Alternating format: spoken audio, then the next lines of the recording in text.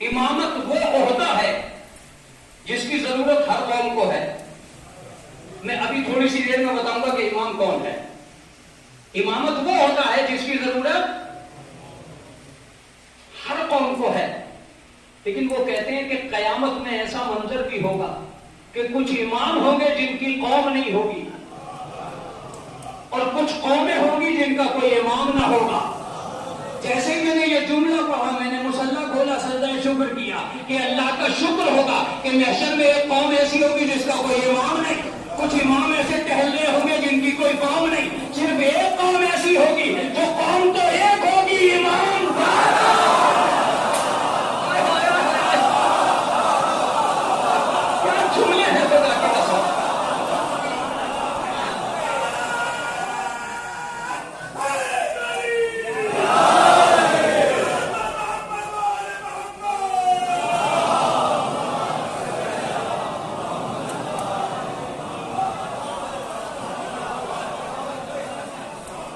امام 12 ہوں گے.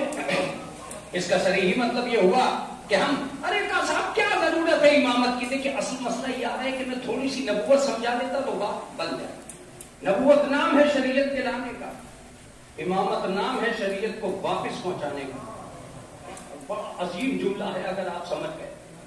نبوت نام ہے شریعت لانے کا, امامت نام ہے شریعت بچانے کا. اب تم سمجھو یا نہ سمجھو میں تو کہہ کے چلا جاؤں گا, امروہہ پہ بھروسہ ہے اس لیے کہہ رہا ہوں, متوجہ رہیے گا. نبوت نام ہے شریعت لانے کا, امامت نام ہے بچانے کا. جو لانے والا تھا وہ مکے سے مدینے گیا, جو بچانے والا تھا وہ مدینے سے کربلا گیا. جملہ سنیے گا.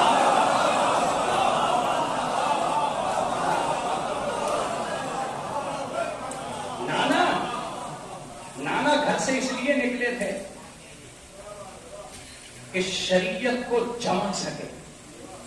میں اس لیے نکلا ہوں کہ شریعت کو بچا سکوں. نانا رات میں نکلے تھے, میں دن میں نکلا ہوں. نہ وہ ڈر رہے تھے نہ میں. دیکھیے میں پڑھنے کا عادی ہوں. نہ وہ ڈر رہے تھے نہ میں. اگر وہ ڈر گئے ہوتے تو اس وقت جاتے جب تک دشمن نہیں آئے تھے. مجھے آپ سے یہ امید نہیں تھی. دشمنوں نے جب گھر گھیر لیا تب رسول گئے. تو جب میرا نانا نہیں ڈرا تو میں کیا ڈروں گا. وہ رات میں گئے تھے, ہم دن کے اجالے میں گئے تاکہ دنیا کو پتا چلے کہ حسین تک آتے آتے ہجرت کتنی ترقی کر گئی ہے. ایک صلوات پڑھ دیں محمد و علیہ محمد. مزید صلوات.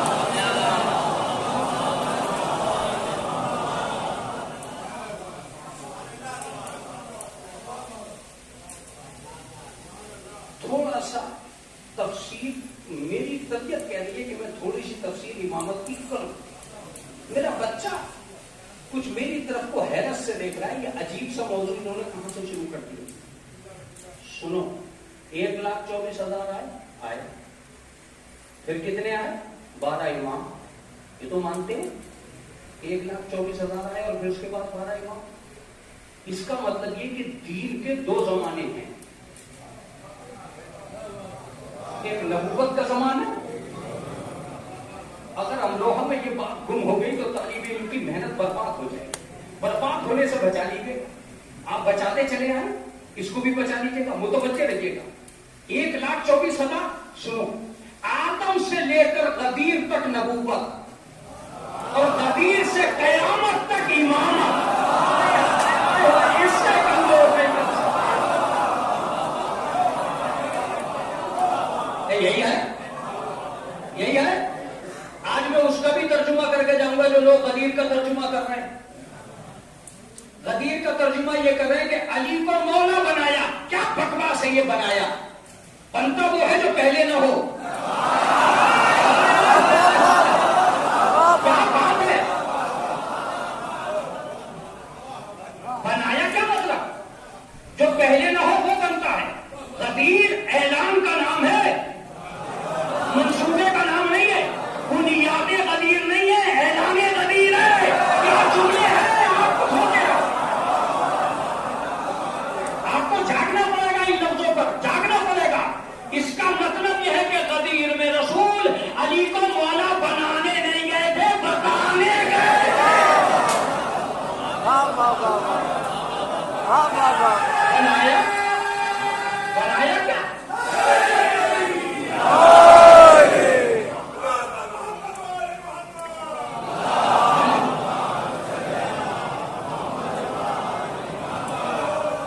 بنایا کیا مطلب؟ غدیر میں علی کو مولا بنایا. ایک بھی لفظ نہیں ہے خطبہ میں نے پڑھا 4 دفعہ. من کن تو مولا ہو فہذا علی مولا. جس جس کا میں مولا تھا اس کے علی مولا ہیں. اس کا مطلب سب کے تو نبی بھی مولا نہیں تھے.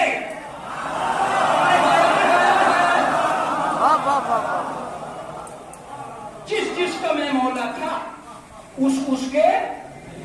خدا کی قسم تم بیدار ہو کے سنتے ہو تو مزہ آتا. وہ جس جس کیا ہے اس پہ کبھی غور کیا آپ نے کہ وہ جس جس کیا ہے؟ بھائی کس کس کے؟ ایک دفعہ تو بتا کے جاؤ. جس دن تم صحیح سے دال کھا کے عربی پڑھنا سیکھ گئے تمہیں پتا چلے گا وہ جس جس کیا ہے. میں نے کہا مجھے بتائیے حضور کا سن. میں نے کہا مولانا اظہر صاحب قبلہ، کوثر صاحب، شفیع عباس صاحب، مولانا شاداب صاحب بڑے سیودی اور سمدھیا پڑھاتے ہیں آپ. یہ بتائیے سرکار کہ یہ من کیا ہے؟ انہوں نے کہا یہ ایک حرف ہے. میں نے کہا حرف؟ بولے ہاں. میں نے کہا یہ کیوں آتا ہے؟ کہ یہ اکثر ان کے لیے آتا ہے جو صاحبان عقل ہیں. قمر سلطان مجلس ہو جائے گی تو دلیلوں پہ اتر آیا ہے. میں نے کہا کیا مطلب؟ کا منظر الذی یشفع عنده الا باذنہ. کون عقل مند ہے جو شفاعت کرے گا اللہ کے نزدیک؟ منظر الذی یقرض اللہ قرضا حسنا. کون ہے جو عقل مند؟ کون عقل مند ہے جو اللہ کو قرض حسنا دے؟ من مات علی حب آل محمد. کون عقل مند ہے جو مرے محبت آل محمد پر؟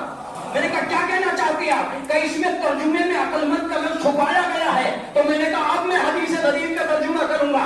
من کن تو مولا ہو فہذا علی مولا. جس جس عقل مند کا میں مولا ہوں. سمجھے گا؟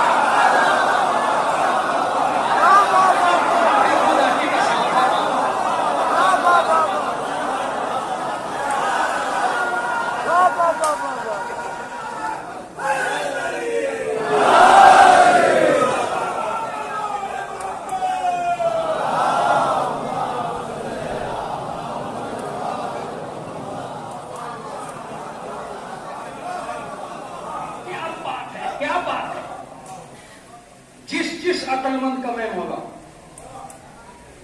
اس کا مطلب یہ ہے کہ علی کی ولایت بے وقوفوں کے لیے نہیں ہے.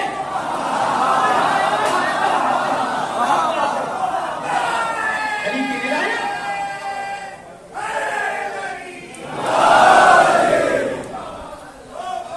معاف کیجیے گا علی پاگلوں کا مولا نہیں ہے. اور جو تم سے آ کے یہ کہے کہ میں علی کی محبت میں دیوانہ ہو گیا پاگل ہے وہ. یہ ممکن ہی نہیں ہے. بدنام کر رہا ہے وہ علی کی محبت کو. اس لیے کہ علی کی محبت دیوانہ نہیں بناتی دانا بناتی ہے.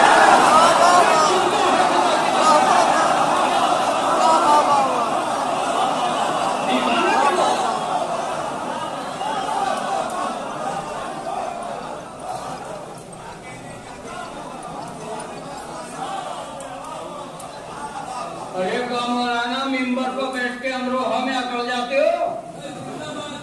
تمہیں ہم بتائیں ایک پاگل. میں نے کہا یہ پاگل کا لفظ ہی غلط ہے. محبت کا غلط استعمال ہے. اگر یہاں سراج بھائی جیسا انسان نہ بیٹھا ہوتا، ادیب چہرے میرے سامنے لاڈلے بھائی نہ ہوتے، لیاقت صاحب نہ ہوتے، مولوی حضرات نہ ہوتے، تو شاید میں ادبی جملہ ممبر پہ لاتا بھی نہیں. مگر میں آج لاؤں گا. مجنو، پاگل، دیوانے، یہ لیلا کی محبت ہے، مولا کی محبت ہے.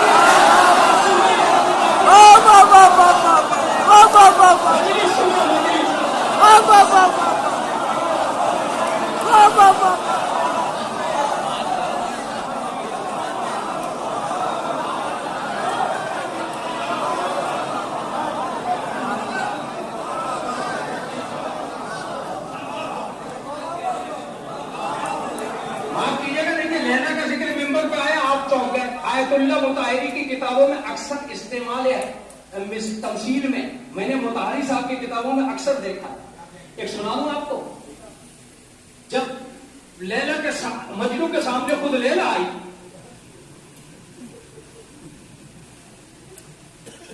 تو اس نے کہا کہ میں تیری لیلا ہوں. کہ تو غلط کہہ رہا ہے, تو غلط کہہ رہی ہے, تو ہو ہی نہیں سکتی, تجھ سے اچھی تصویر میرے ذہن میں ہے.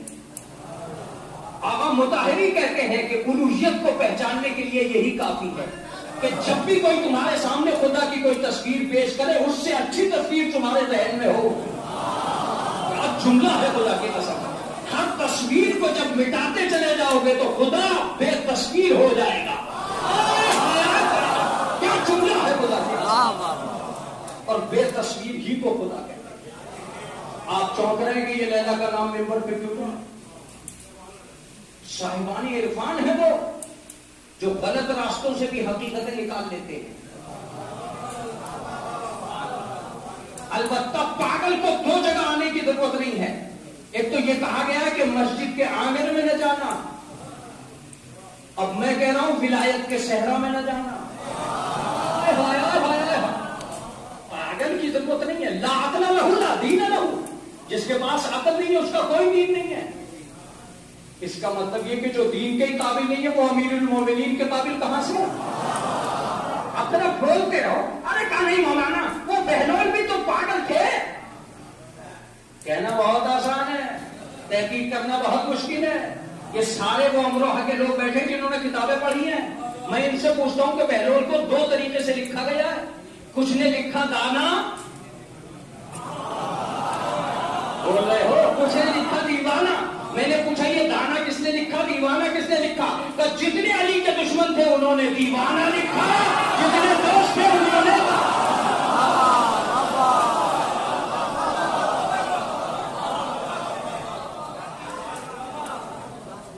تو یہ جس سمجھ میں آیا, من کن تو مولا ہو وعدہ علی مولا, جس کا میں مولا ہوں. کا غدیر مولا بنانے کے لیے, غلط بنانے کے لیے کیا مطلب؟ ایک بات آج راز کی بتا رہا ہوں آپ کو. غدیر ولایت کی وجہ سے نہیں ہوئی, مکے اور مدینے کے ضد اور منکروں کی وجہ سے غدیر ہوئی. اخلاق پیغمبر کے خلاف تھا کہ گھٹے ہوئے سروں کو دو پیری میں بٹھاتے,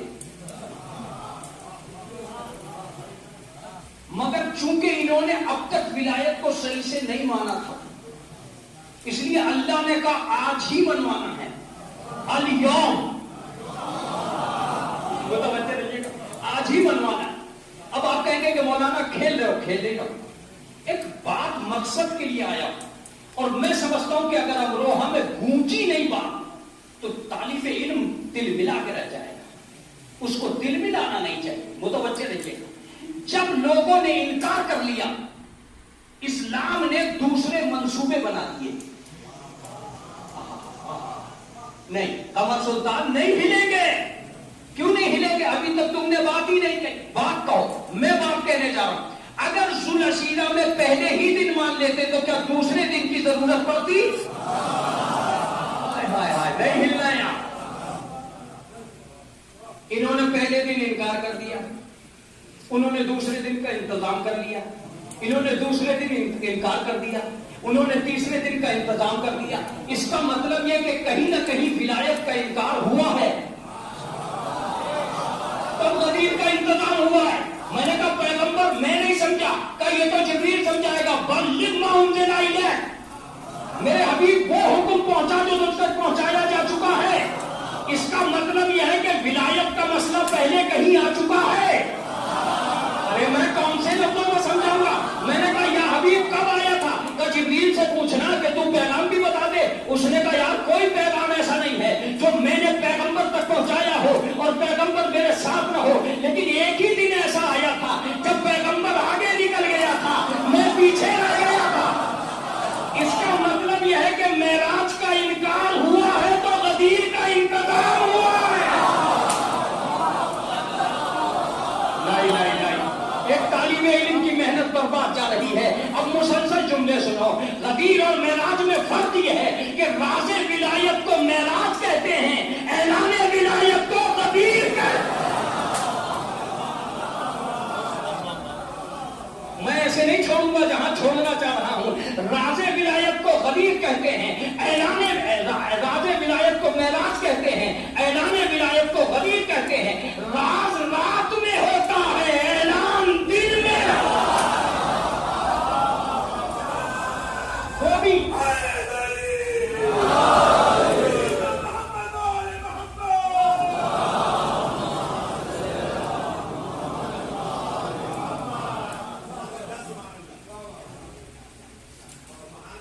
جائیے کتابوں میں پڑھیے, ایک ہی مقصد تھا, آؤ میرے حبیب آسمان پہ, ہم تو بھی کچھ نشانیاں دکھانے والے ہیں, منصوبہ بنے گا یہاں علی کی ولایت کا. انہوں نے آتے ہی معراج کا انکار کر دیا. وہ خواب دیکھا ہے, معراج نہیں ہوئی. کیوں نہیں ہوئی؟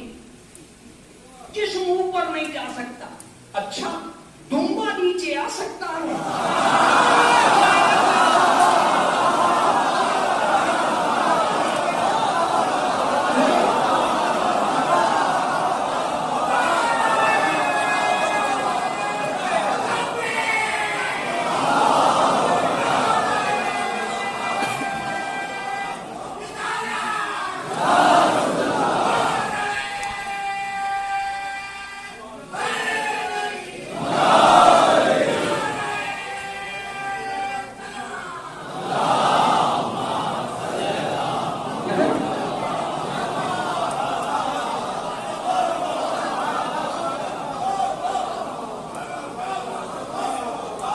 ابراہیم کی سنت اتنی اچھی, رسول اللہ. میں نے کہا آپ کو بھی کیا ضرورت پڑی تھی کہ آپ گئے؟ کا مسئلہ جانے کا نہیں ہے, یہ پوچھ کے میں جا کے واپس کیوں آیا.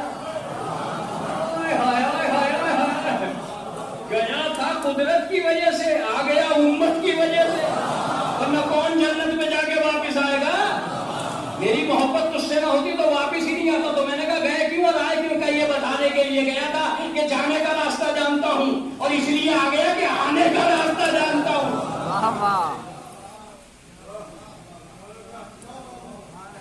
میں نے کہا منصوبہ کہاں بنا تھا؟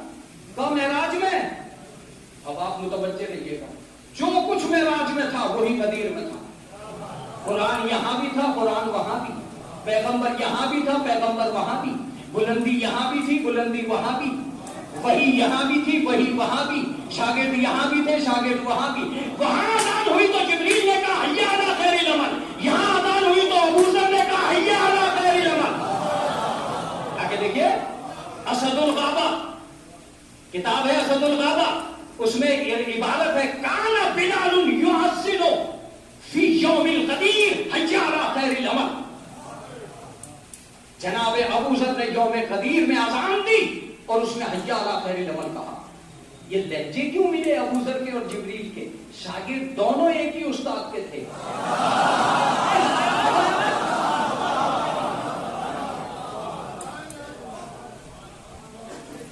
چلو ایک سلوات پڑھو محمد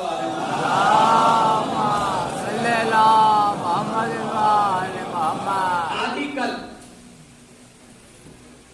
ارے ابھی تو آپ کا اصلی ٹائم باقی, کوئی بات نہیں ہے. اس اصلی ٹائم کے لیے تو میں کہہ رہا ہوں یہاں سے کل امامت کے صحیح معنی بتاؤں گا, امامت کی صحیح ضرورت بتاؤں گا, امامت کا صحیح طریقہ بتاؤں گا. عرفان امامت کے پہلو کے لیے جتنے بچے چاہیں آئیں.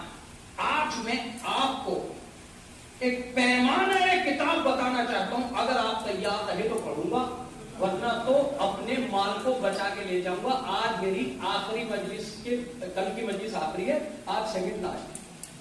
میری آپ کی رخصتی کے وقت میں زیادہ دیر نہیں. کل کی تو میں مطلب یوں ہی گزار دوں گا.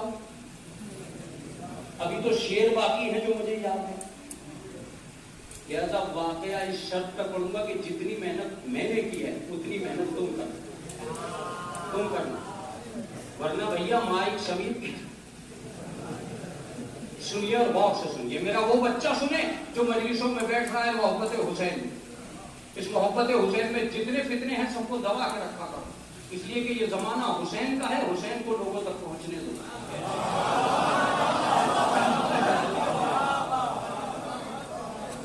ساری چیزیں تمہیں مجلس ہی میں یاد نہیں آنی چاہیے. پیسے لگاؤ، اپنا مجمع بلانا، جب اپنی بات منوانا. یہ تمہاری دولت کا مجمع نہیں ہے، حسین کی محبت کا مجمع ہے. سبحان اللہ. تو اگر حسین کی محبت کا مجمع ہے، آل محمد کو مکمل کرنے دیجیے. سنیے اور غور سے سنیے. ایک بڑھیا ہے جسے دنیا بھول رہی ہے، لیکن تاریخ میں وہ یاد. اس بڑھیا کا نام تھا صاحبۃ الحساب. ارے مولانا شاہداب تو ساری باتیں. ایک سلوات پڑھے محمد. صاحبۃ الحساب. حساب کہتے ہیں پتھر کو، صاحبہ عورت کو کہتے ہیں. پتھر والی عورت. اس کا پتھر والی عورت نام کیوں پڑا؟ تم تیار ہو جانا، ساری جو آرام کیا ہے وہ سارا ختم ہونے والا. ایک بڑھیا حضرت علی کے پاس ہے. یا علی، تیرے بعد تجھ جیسا ملے اس کی کوئی علامت دے کے جا. بیدار تو ہو، بیدار تو ہو. تیرے بعد کوئی تجھ جیسا ملے اس کی کوئی علامت دے کے جا. علی نے کہا اچھا اگر ایسی بات ہے تو اٹھاؤ پتھر. بڑھیا نے پتھر اٹھایا، حضرت علی کے ہاتھوں پہ رکھے. حضرت علی نے مٹھی بند کی اور پھر کھولے، اور مٹھی بند کر کے کھولے اور اپنی انگوٹھی لی، سخت پتھر پہ دبائی. اس کے اوپر نقش ابھرا. نقش ابھرتے ہی اس بڑھیا کو دیا کہ جو بھی ایسے ہی کرتے سمجھنا وہ میرے جیسا ہے. توجہ دیجیے گا، کیا امتحان ہے. خدا کی قسم آل محمد نے ہاتھ میں پتھر رکھ رکھ کے دوسروں کو مجبور کر دیا ہے. بڑھیا پتھر کو دیکھتی تھی، کبھی خود کو دیکھتی تھی. یہ تم نے کیا کر دیا؟ کیسے؟ یہ سخت پتھر تیرے ہاتھ پہ موم کیسے بن گیا؟ جو پتھر کی تقدیر بدل سکتا ہے کیا وہ بشر کی تقدیر نہیں بدل سکتا؟ بولتے رہو، تھکنے ہو تو